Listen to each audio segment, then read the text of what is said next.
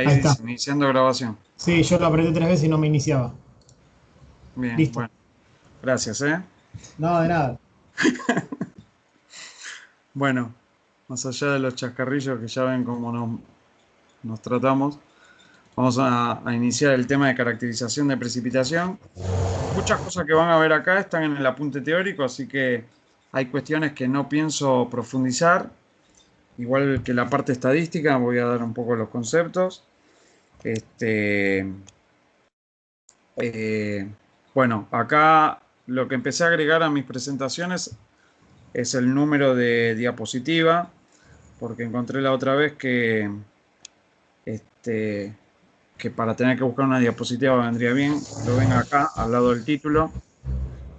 Así que cualquier duda que tengan me dicen en la diapositiva tal, tengo tal duda y volvemos y lo vemos. Eh, bueno, la caracterización meteorológica de la precipitación, ¿se acuerdan esto que yo les mostré en la primera clase? Es un poco cómo queríamos caracterizar cada variable. Y yendo un poco más específico a lo que es la precipitación, entonces vamos a analizar el fenómeno de continuidad que presenta esta variable. Entonces, en cuanto al aspecto físico, podemos decir que en el tiempo y en el espacio es un fenómeno discontinuo. Y creo que ya se darán cuenta por qué. Porque no siempre está lloviendo, entonces poseemos el fenómeno de no lluvia. Y en el espacio también es discontinuo porque quizá puede estar lloviendo acá por donde yo vivo, en Lavallol, y capaz que en Monte Grande, que fue lo que pasó el chaparrón de la semana pasada o del anterior, en Monte Grande no llovía. Entonces hay una discontinuidad en el fenómeno, ya sea en el tiempo y en el espacio. Ahora, el otro tipo de continuidad que hablábamos es en cuanto a la numérica.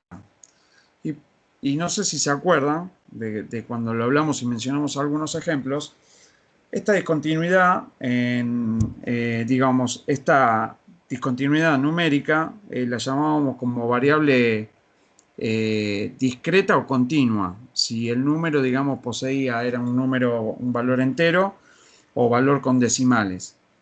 Entonces acá es donde decimos que depende también del índice elegido. No sé si a esta altura se dan cuenta de mencionarme algún índice que sea evidente. Si no, los menciono yo, no hay problema.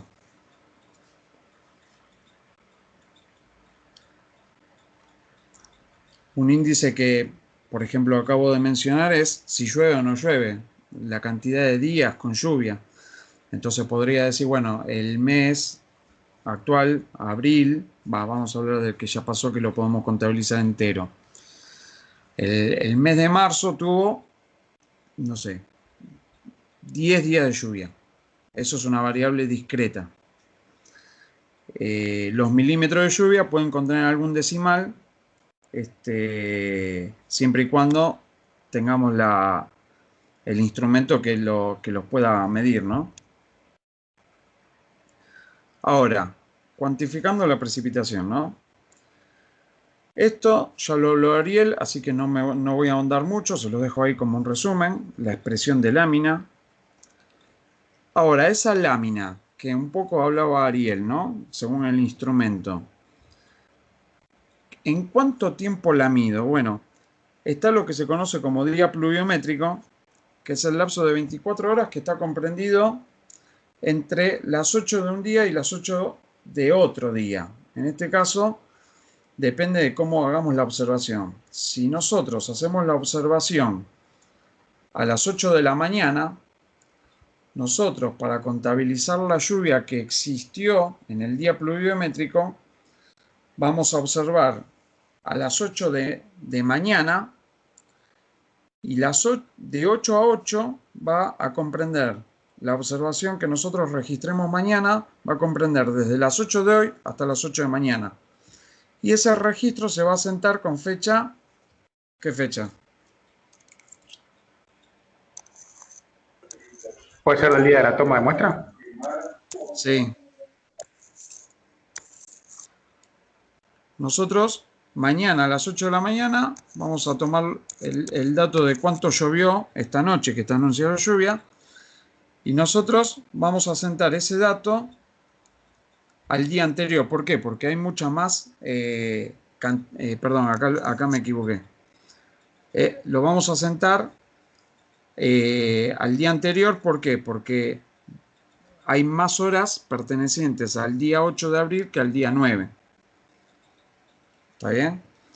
El registro, por ejemplo, de hoy a la mañana voy a mirar el pluviómetro, miro la jarra medidora que les contaba Ariel,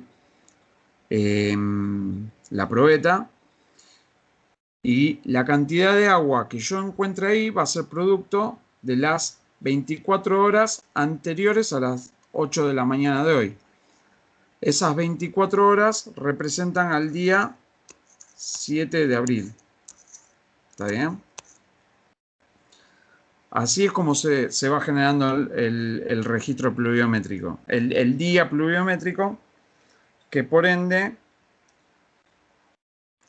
va a generar el registro pluviométrico que yo les menciono acá, que es, al fin y al cabo, qué altura de la lámina del agua se produjo en un día pluviométrico en una estación dada, o, lo que me falta explicarles acá, en el día cronológico.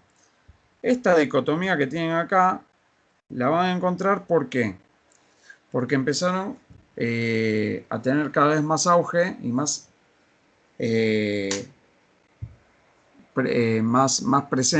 presentismo los datos electrónicos, las estaciones meteorológicas automáticas, donde sí tienen la capacidad de tomar registro cada 10 minutos, como por ejemplo son las Nimbus, que muchos eligieron para los TPs, y pueden saber muy bien a qué, qué precipitación ocurrió desde las 0 de un día hasta las 24 de ese día. Si no, el registro o el día pluviométrico, digamos, contabilizado de 8 a 8, eso es más que nada para las estaciones, como yo les contaba en la primera clase, las estaciones convencionales que tienen un instrumento como los que explicó Ariel y hace necesaria la lectura de ese instrumental, y de las 3 o 2 observaciones que se realizan, a las 8 de la mañana sería una de ellas. Hasta acá quedó claro. Fíjense que nosotros vamos a tomar esto en un acumulado del día. ¿Qué días tenemos? ¿El día pluviométrico o el cronológico? Este registro es lo que lleva a la última definición del registro pluviométrico. O sea, nosotros tenemos cuántos milímetros totalizaron por día. Y ese va a ser nuestro dato o nuestra materia prima. Cuando nosotros manejemos datos meteorológicos y nosotros digamos, bueno, ¿cuánto llovió por día? Unidades menores al día no existiría, salvo una expresión que vamos a ver un poco más adelante.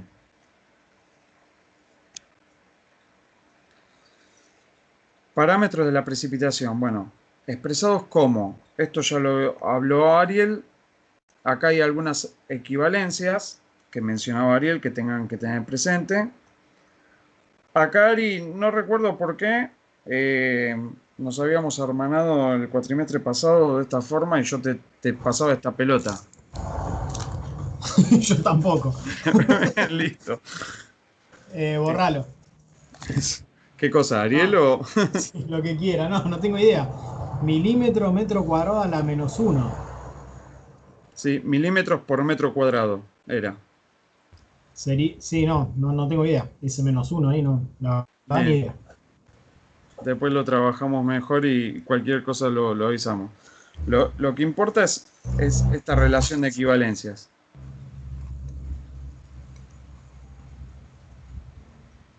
Bueno, entonces vamos a hablar de la cantidad. Sí. Martín, eso era la equivalencia que vos mostraste recién, ¿sí? Un milímetro, ¿a qué volumen o litros representaba en una hectárea y lo de abajo era cuánto representaba en un metro cuadrado. Puede ser, porque dice milímetros sobre metro cuadrado, en verdad. Por eso Claro, te estoy diciendo, o sea, un milímetro de lámina un milímetro de lámina, no por hectárea. Un milímetro de lámina, ¿qué volumen representa por hectárea? ¿Sí? Y el mismo milímetro de lámina, ¿cuánto representa por metro cuadrado?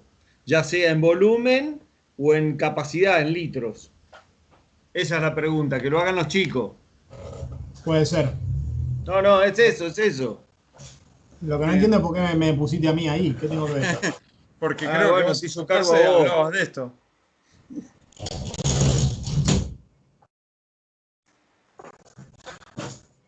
Bueno, queda pendiente y así continuamos. Sí, sí. Andalo estudiando, Ariel. Eh, bueno, por un lado tenemos la cantidad en cuanto a precipitación, que es la lámina de agua expresada como milímetros durante un día. Otro, otro aspecto que tenemos que ver es la intensidad, que era un poco lo que yo les reflejaba después. Si la cantidad habla de cuánto hay en un día, la intensidad, fíjense que ya me cambia un poco la unidad de tiempo en la que yo expreso esa cantidad de milímetros. Y tiene que ver justamente con lo que dice la definición, intensidad de una lluvia. ¿Por qué? Porque pudieron haber caído, no sé, 50 milímetros en un día, pero a lo largo de las 24 horas, y fue una lluvia, digamos, suave. Ahora, si esos 50 milímetros, y dale con los mililitros, si esos 50 milímetros caen en una hora, ya estamos hablando de una fuerza de tormenta bastante importante. Y bueno, que sea por hora, que sea por minuto o que sea cada 10 minutos, dependerá del instrumento o de cómo se puede contabilizar esa cantidad de agua por unidad de tiempo. Es decir, imagínense los instrumentos que mencionó Ariel, en el pluviómetro que tenías la jarra, para tener este dato, ¿qué tendrían que hacer?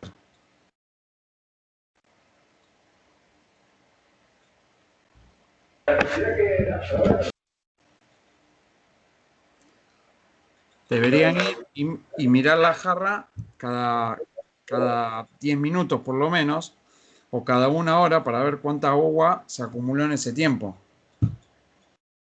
En cambio, el pluviógrafo, como mencionaba Ariel, les queda el registro a lo largo de todo el día. Entonces ahí tienen ya la escala de tiempo en la cual cayeron esos milímetros.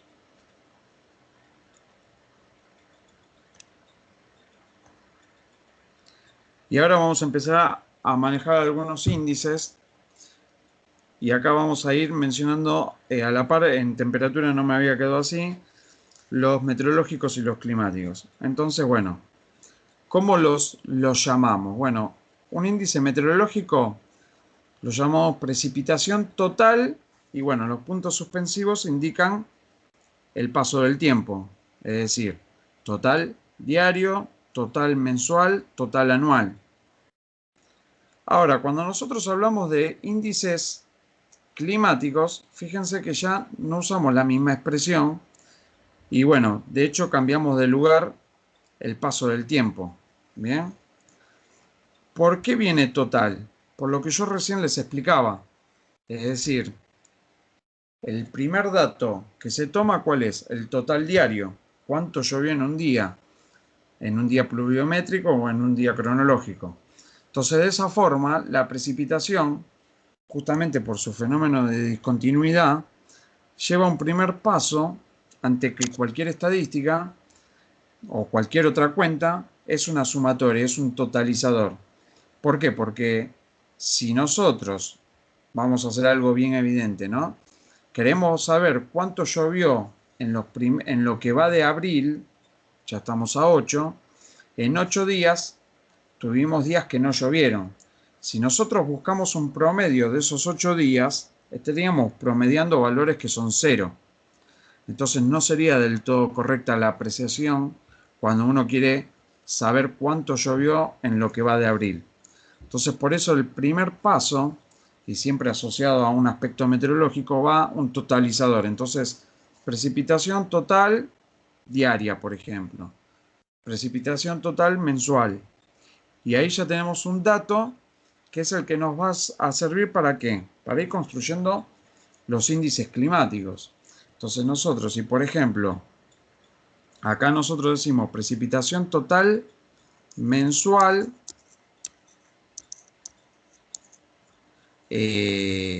bueno, vamos a decir de marzo, que fue el mes que pasó.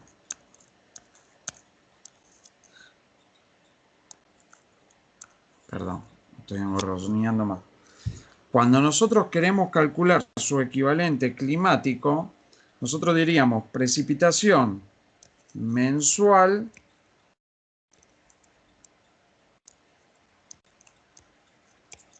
media del mes de marzo, ¿no? Se aclara. Vamos a dejar ahí de marzo, para no andar perdiendo tanto tiempo.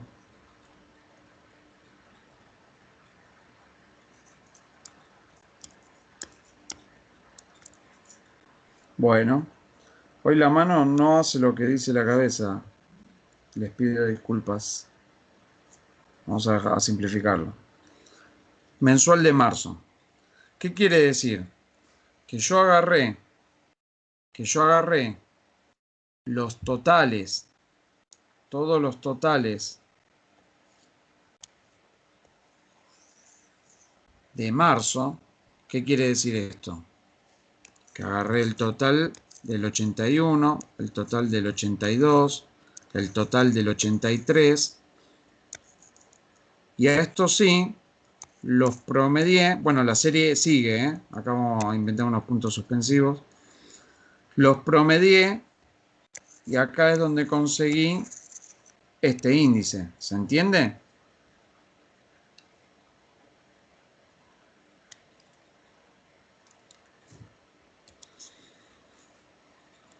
Ahí un poco, bueno, venía la aclaración. Precipitación total diaria. Es la cantidad observada en el día pluviométrico. Fíjense que para la diaria no hay un climático. Por eso directamente el mensual, cuando salto a mensual, aparecen en los dos. No hay un diario porque, digamos, no tendría sentido promediar todos los primeros de abril. Digamos, no tiene un sentido meteorológico que al menos yo conozca. Como el diario, el dato diario sí es parte de otro índice que es el mensual, ahí cobra un sentido distinto. Bueno, el mensual recién lo acabo de explicar y sería lo mismo con el aspecto anual. Cuando yo sumo todas las precipitaciones diarias o los 12 totales mensuales. El proceso de pasar de meteorológico a climático es lo mismo que yo reflejé acá en el borrador, en el escrito. ¿Hasta ahí me siguieron? ¿Existen algunas dudas? Algunos índices especiales que se mencionan son en otros pasos de tiempo. ¿Por qué? Porque en algún aspecto nos puede interesar la precipitación semanal, cuando se habla de los 7 días, de lunes a domingo, o de los 7 días que ustedes crean representativos, ¿no? Precipitación decadial, ya es cuando se fracciona la precipitación cada 10 días, y este tiene el sentido práctico de que al mes lo podemos dividir en 3 partes. ¿Está bien? Entonces muchas veces ustedes en un mes tienen un primer periodo decadial, segundo y tercer periodo decadial. Y bueno, decádica se puede hablar ya de 10 años. Ya ese tendría otra connotación, ese índice, un poco más al aspecto del clima formalizado y ver su cambio o su oscilación.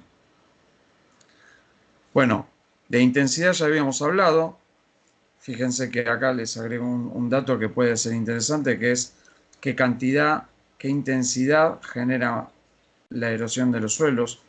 Otro ejemplo no me sale para mencionar. Si Ángel o Ariel o Rafa tienen algún caso que pueda aportar, bienvenido sea.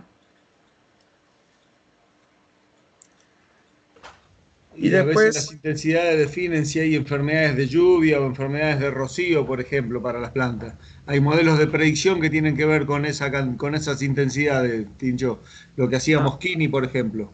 En fusariosis del trigo, roya de la soja. Entran como variable de la modelización.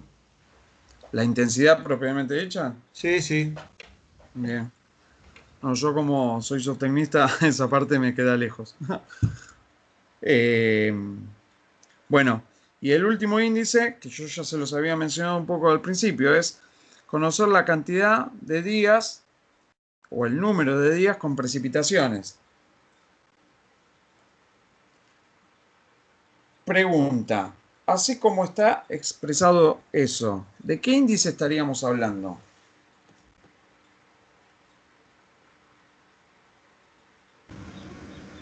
Meteorológico, porque es de un solo año.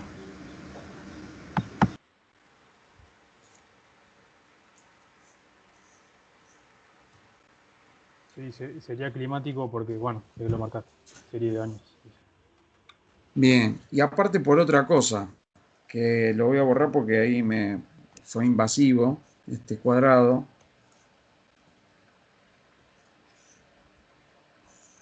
Existe un promedio. Ya cuando hay un promedio, está bien, dice lo promedio de los días del año. Ahí sería confuso. Yo esto lo había cambiado, antes lo tenía si estaba bien escrita la definición. Porque como que te da a pensar varias cosas. Vos pensás, ves un promedio, ves días del año y ves series. En realidad no deja de ser ni más ni menos que la cantidad de días con precipitaciones. Después ustedes, si entendieron todo lo que les expliqué antes, saben cómo manejar el dato como para decir, bueno, ¿cuántos días de marzo del 2021 hubo lluvias? Sabiendo eso, pueden ir a los demás años de la serie y usan ese mismo índice, cantidad de días que se presentaron con precipitación en marzo, y al promediarlos a través de la serie tienen el número de días promedio con precipitación en marzo para la serie tal. Sigue el mismo razonamiento lógico que venimos hablando en caracterización. Pero este dato, así como está escrito, tiende a ser más climático que meteorológico. Pero existen, este índice existe. A ver, lo voy a dejar escrito por las dudas, ya que estamos en la clase y este material les queda. Existe meteorológico y existe climático. Depende el proceso que ustedes hagan en el medio. Bueno, y acá vamos a entrar con algunas relaciones pluviométricas que no voy a profundizar demasiado, pero van a ser más que elocuentes. Entonces, les voy a mostrar ciertas situaciones donde en temperatura hice la misma analogía y yo acá les pongo dos provincias, Buenos Aires y Chaco. Si más o menos conocen, igual en clima argentino van a terminar de ver bien algunos conceptos de esto, pero ya se darían una idea. Si estamos hablando de Buenos Aires y de Chaco en precipitación, creo que deben tener una idea de cómo son las lluvias. Pero fíjense que, sin embargo, a esa idea que nosotros tenemos, el promedio anual, o sea, ya es un dato climático, es más o menos parecido. 833 milímetros contra 835. Pero resulta que el año más seco que existió en esa serie de años para cada localidad fueron bastante distintos, y el año más húmedo fueron distintos, pero no tanto de repente. Quizás esa diferencia es lo suficiente como para marcar una diferencia. Bueno, ¿qué diferencia les quiero marcar? Esto es algo parecido a como cuando yo les decía que dos localidades pueden tener la misma temperatura media, pero distinta amplitud térmica. ¿Se ubican? Ese ejemplo, bueno, el equivalente, si nosotros tratamos de hacer una relación pluviométrica, la relación pluviométrica se puede calcular como el año más seco sobre el año más húmedo. Esas dos expresiones en milímetros. U otra forma de expresarlo es 1 sobre X, donde X es la cantidad de veces que sucede ese fenómeno. Entonces, por ejemplo, para la provincia de Buenos Aires, esta cuenta, año más seco, la pueden comprobar si quieren, año más seco sobre año más húmedo nos da un valor de 0,46. Lo que equivale a decir que las lluvias se suceden, o sea, este tipo de lluvias se suceden una vez en 2,15 años. ¿Cómo piensan que es la provincia de Chaco? Este valor, ¿cómo piensan que es? ¿Más chico o más grande? Bueno, no vieron, ¿no? Ya pierde sentido la pregunta. Es más chico. ¿Hasta acá? ¿Alguna duda? No sé si vengo rápido o quieren que vaya más lento, me lo dicen.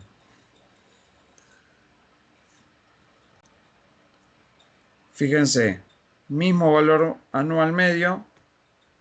Bueno, acá. Sí. Acá son cambios que había hecho y tenía planeado otra cosa. Fíjense qué es lo que les decía antes. Mismo valor medio.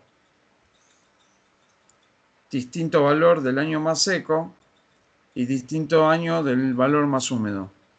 Entonces hacen que Chaco sea una provincia mucho más seca y lo ven por esta relación.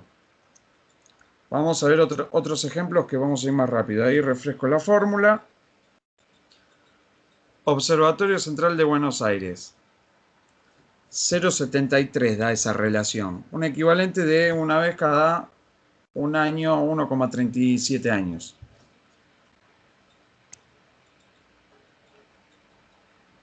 Bueno, Córdoba, Vicuña Maquena. Sí, acá yo tenía preparado otro juego. Acá tenía preparado el juego de mayor y menor, como hace Guido Casca, pero la animación no me quedó. Me parece que no se me actualizó la versión. Mendoza. ¿Qué estamos aspirando? A localidades cada vez más secas, ¿verdad? Agrapampa, Jujuy. Maimará, Jujuy.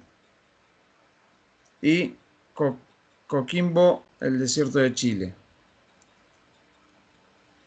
No sé si Ángel, Rafa quieren acotar algo de esto, si no yo lo pasaría, es más que nada un ejemplo Profe, de cómo sirve el índice. yo no entendí cómo interpretarlo eso.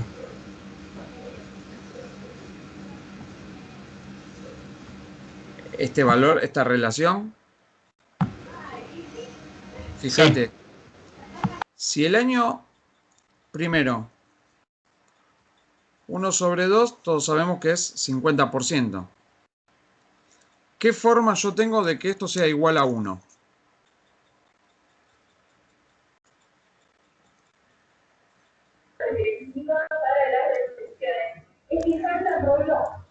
Esta sería una forma. ¿Qué quiere decir? Que si el año más seco es igual al año más húmedo, esta relación da 1. ¿Qué quiere decir? Que es muy húmeda. No existe un año seco declarado. Cuanto más se empiezan a diferenciar el denominador con el numerador, este valor ya deja de ser 1 y se vuelve cada vez más chico. ¿Qué quiere decir?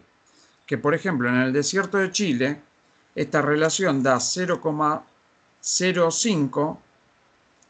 ¿Qué me está queriendo decir? Que el año que existió más seco es un valor muy bajo en cantidad de milímetros y el año más húmedo, no te digo que es mucho más grande, pero sí se agranda, o sea, no tengo, en el apunte deben tener estos valores, porque lo saqué de ahí, pero imaginen una relación donde el año más seco es 1 y el año más húmedo es 20. ¿Entienden la diferencia? O 30. Es decir, la diferencia entre el año más seco y más húmedo, cuanto más diferencia en milímetros exista, la relación o la razón de esta cuenta va a ser cada vez más chica. Y esta razón lo que trata de explicar, uno, es cuántas veces, cuántas veces puede suceder este fenómeno en, en, en dicha localidad. Entonces, acá, esto igual después se va a meter más Ángel con el tema de probabilidad y lo que se conoce como periodo de retorno, a menos que lo creas conveniente ahora, Ángel, eso decidilo vos. Pero esto trata de expresar la cantidad de veces que sucedió ese fenómeno en esa localidad. Una vez en 188 años, por ejemplo, se traduciría. La teoría la tienen bien en el apunte. No, Martín, pero eso es otra cosa. Vos acá estás dando un índice de milímetros sobre milímetros. Lo otro son retorno en años. Dejalo, yo lo hablo lo otro cuando hablo Está bien. distribución empírica. Simplemente acoto lo que está en el apunte. En el apunte se habla de esto. Por eso les hago la mención. Claro, pero este es otro índice que estás planteando vos. Este Sí, está sí, marcando sí. básicamente la amplitud, digamos, de la oscilación del fenómeno en los distintos climas. No sé si el chico que me preguntó le quedó un poco más claro. Si no, después lo atendemos aparte, no hay problema. Sí, profe. Gracias. Bien. Cuando entramos en la caracterización de los fenómenos, vamos a tratar de conocer esa oscilación del fenómeno. Y esa oscilación va a depender del paso de tiempo. Y acá, Jorge, tené presente la pregunta que me habías hecho, que te dije que hoy la podíamos, hoy íbamos a tener más herramientas para resolverla. Y esto es un poco donde iba a terminar Ariel de hablar. Y este fenómeno tiene ciertas oscilaciones y ciertas formas de presentarse. Entonces, lo que se conoce como régimen pluviométrico tiene que ver con cuándo son más frecuentes las lluvias o la época de lluvias. Entonces, podemos distinguir tres tipos: monzónico, mediterráneo o isohigro. No vamos a andar mucho más en esto porque las definiciones las tienen acá o en el apunte. Pero lo que sí hay que destacar de esto es monzónico cuando las precipitaciones del semestre cálido son mayores al 80% de las precipitaciones anuales. O sea, si en todo el año, de la lluvia de todo el año, la mayor cantidad se concentra en el verano, estamos ante una situación de monzón, de clima de régimen monzónico, perdón. Un régimen mediterráneo es cuando de esa precipitación anual, el 60% al menos ocurre en el semestre frío de esa localidad. Y un régimen isohigro, ya estamos hablando que a lo largo del año las precipitaciones se presentan uniformemente. Se llegan a distinguir algunos máximos en los equinoccios. Ahora, para ir entrando un poco en tema con respecto a cómo esa lluvia se puede presentar si nosotros quisiéramos hacer una distribución de frecuencias, tomando el índice de la precipitación media mensual. ¿Alguien se anima a decirme de qué índice estoy hablando o cómo lo construyo?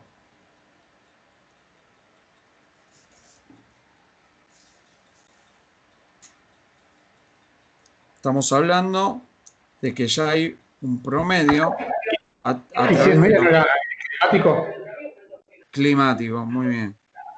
Estamos agarrando valores mensuales y los estamos promediando, ¿bien? O sea, estamos agarrando totales mensuales a los cuales les aplicamos el promedio. Y para ello, cuando los graficamos en un eje cartesiano donde vemos su frecuencia, y vamos a estar usando la unidad de milímetros, nosotros podríamos decir que esto es una curva simétrica. Después vamos a ver si es posible o no es posible. Donde nosotros decimos que esta simetría tiene que ver por cómo se distribuyen dos medidas de posición. Esto ya empieza a ser estadística, no voy a ahondar, pero sí voy a refrescar estos dos conceptos. Cuando la media y la mediana tienen el mismo valor de milímetros o medianamente iguales, estamos hablando que una tiene una distribución simétrica. Ahora, cuando nosotros hablamos de una asimetría positiva, es cuando nosotros estamos hablando de que la curva es más de este tipo y logramos diferenciarlo porque los valores de mediana y de la media ya se distancian mucho más.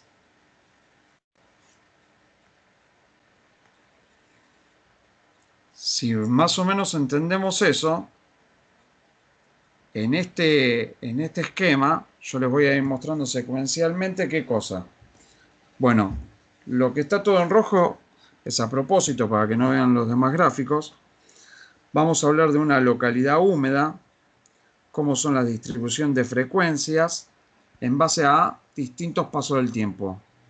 Acá, el primero que remarqué es una decádica, esta es una mensual y esta es una anual. Bien, o sea, cada 10 días, por mes y por año. Fíjense que en una localidad muy húmeda podríamos tener este tipo de distribución con una asimetría bastante marcada. ¿Por qué? Pues si yo solamente considero 10 días del mes, es una cantidad de días en las cuales pudo o no pudo haber caído lluvia. Ahora, ¿qué pasa si vamos al paso mensual de esta localidad? ¿Qué estoy haciendo implícitamente? Estoy agregando días para que esa precipitación se acumule o no. Es decir, en el decádico yo pude haber agarrado 10 días donde no ocurrió lluvia, supónganse, primer periodo decadial de abril.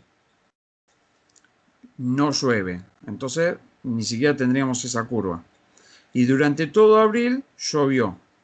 Entonces los índices ahí van a variar, no van a ser como esas curvas, pero ¿qué tiende? A que si es una localidad húmeda, una precipitación mensual sea más simétrica en su distribución de precipitaciones.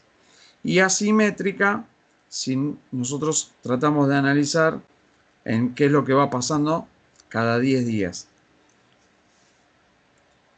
Bueno, en el paso anual, al ser una localidad húmeda, tendríamos la misma distribución simétrica. ¿Por qué? Porque agregamos más cantidad de días y si es una localidad húmeda, lluvia o agua no va a faltar. Si nosotros ahora cambiamos y pasamos simplemente a una localidad húmeda, o sea, le sacamos el muy, o sea, no es tan lluviosa como la localidad de abajo, nosotros vamos a empezar a ver que la precipitación cada 10, 30 o 365 días va a ir cambiando. Y va a ir cambiando su asimetría. ¿Por qué? Porque justamente empieza a faltar un poco más de agua y se ve, quizás no se nota en el paso anual, pero fíjense que en el paso mensual ya pueden tener alguna diferencia y en el paso decadial ni mencionarlo. Y si agregamos lo que vemos en una localidad seca, estamos viendo que en 10 días es muy factible que tengamos uno o ningún día de lluvia. Ya la simetría se va a marcar mucho más evidentemente en un paso mensual. Y fíjense que en el paso anual no va a mostrar su asimetría, pero sí va a tener va a tener una distribución distinta, que va a ser muy parecida a la distribución mensual de una localidad húmeda. Más allá de los parecidos, la idea, ¿cuál es la de este gráfico? Es tratar de relacionar cuánta agua existe para esa localidad y en qué paso de tiempo lo consideramos.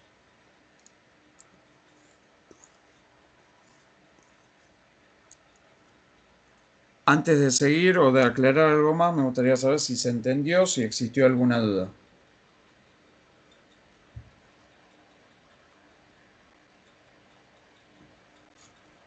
Bueno, si no existen dudas, prosigo así no nos atrasamos y nos vamos metiendo en lo que son las probabilidades, porque ya les presenté la curva y esto tiende a poder calcular algún nivel de probabilidad, por las cuales manejamos dos tipos, lo que es la teórica o la empírica.